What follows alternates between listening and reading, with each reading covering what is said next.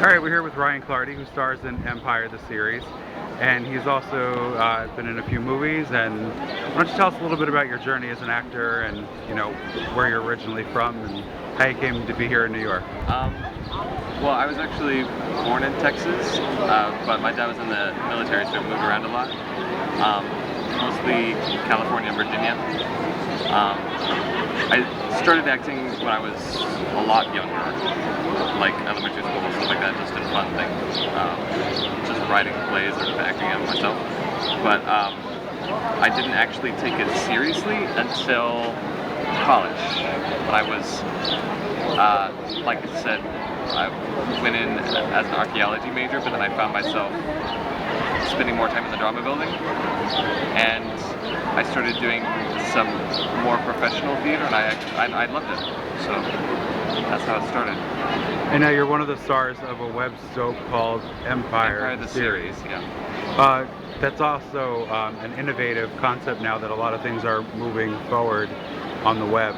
What is it like to be part of something like that? And did you ever, when you started acting, think you would be starring in something of that nature? No clue. I mean, like, it's really been something I think that's developed in the last 5 years, maybe a little bit earlier. But I know we were one of the first web soaps to start, and that was about 4 to 5 years ago. So I think the web is sort of the undiscovered country. It's nobody's really figured out how to make it work financially yet. Mm-hmm. We're sort of working on that. I think YouTube sort of creating their own work is a good direction to go in. I don't know what that means for Empire, because we don't have any sort of backing yet. So,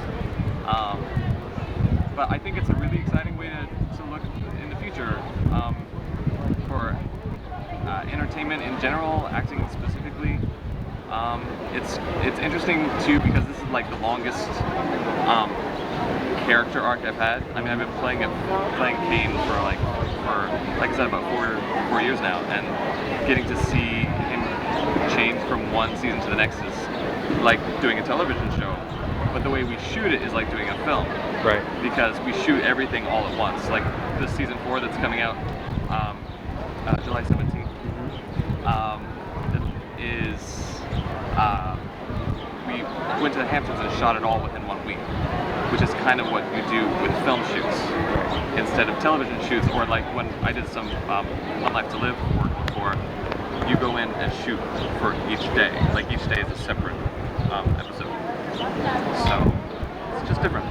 And it also gives you the opportunity to do theater and film work. You've done a lot of regional theater, you've done a lot of other theater work here in New York. What are the main differences that you find between doing the theater work and doing the television, and which gratifies you, not more, but in different ways? I mean, it's so different. I love both of them. The theater acting, it's more about the acting. Like you get to tell a story in sequence all at once for a specific audience that you're in the same movement, that you can share an experience with. Versus film, it's a much tighter, smaller thing where you get to more finesse, I guess, is what I would say. And it's the first time I did film was, I don't know, years ago, in a little film called Turkey Day, and I thought I would be going in and I thought it would be like real. I thought it would be like a documentary, but it's not. Like I remember having this love scene, but having this really unattractive PA standing to the side of the camera because the actress wasn't available at the time to do it, and he was standing there and he was like, "I love you too," and like stuff like that. It was like, but I still had to be like in the moment and everything. Right. But you don't see that when you see the film. It's just an interesting. So it an extra sense of, toughness to what you had to do. Yeah. Now, since you're filming a role currently, right, in a project, or did you wrap filming character of Derek? Oh yeah, I wrapped that a little while ago. They finally finished the color correction and they put it together. I think they're still going to do a few little minor edits and submit it to film festivals and stuff like that. That was that was my first horror film to do, and I was actually really excited about that because I get to play mean bad guy. Okay.